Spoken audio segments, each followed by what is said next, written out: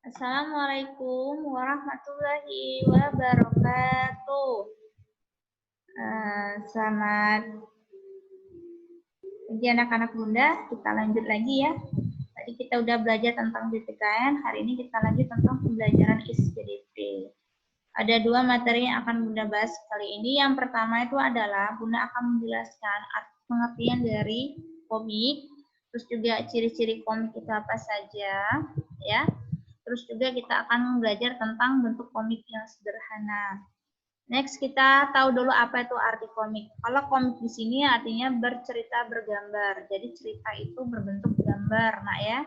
Itu biasanya ada di majalah, surat kabar, atau berbentuk buku, ya. Yang umumnya itu mudah dicerna dan lucu. Jadi lucu ini salah satu tertarikan orang untuk membaca sebuah komik, ya. Komik juga salah satu media yang menyampaikan cerita melalui ilustrasi gambar. Gambar ini berfungsi sebagai pendeskripsi cerita. Jadi selain dia ada di buku, di majalah atau surat kabar, ya.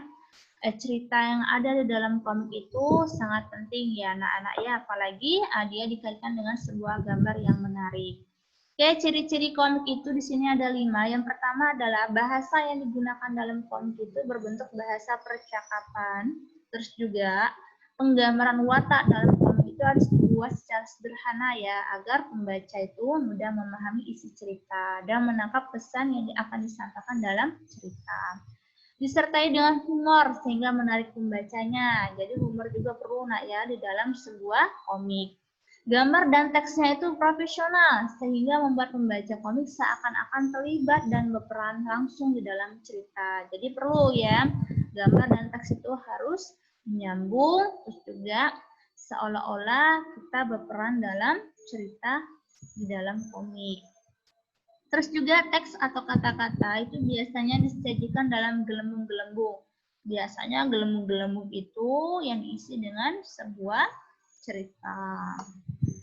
Oke, bagaimana langkah-langkah cara membuat komik? Itu hal yang pertama kalian pikirkan adalah sebuah tema. Dari cerita komik itu mau kita buat tema apa ya? Bisa berupa perjalanan, petualangan, pesilatan, juga tentang persahabatan, temanya boleh. Jadi namanya komik ini semua orang bisa membacanya, baik itu anak-anak maupun orang dewasa ya. Oke, langkah-langkah membuat komik ini yang pertama adalah kita tentukan tema komik dulu. Setelah itu kita tentukan isi atau jalan cerita. Kita kembangkan tokoh-tokohnya ya. Terus juga kita harus siapkan latar belakang cerita itu mau dibuat seperti apa. Sehingga wujudnya itu nyata ya. Terus juga kita harus buat alur cerita komik itu perlu ya, jika diperlukan. Terus juga kita harus siapkan naskah. Naskah juga perlu dalam sebuah komik. Oke, di sini salah satu contoh gambar komik yang sederhana. Yang dikatakan tadi gelembung-gelembung tadi ini ini gelembung-gelembung ada gambar, ada gelembung-gelembung, ada isinya di dalam gelembung-gelembung ini disebut dengan komik. Ya, gambar 1, gambar 2, gambar 3, 4, dan seterusnya. Nanti gambar-gambar ini saling berhubungan, saling keterkaitan. Tidak boleh. Nanti gambar ini pergi ke sini, gambar ini tidak nyambung dengan yang ini. Tidak boleh. Jadi namanya komik itu harus saling berhubungan.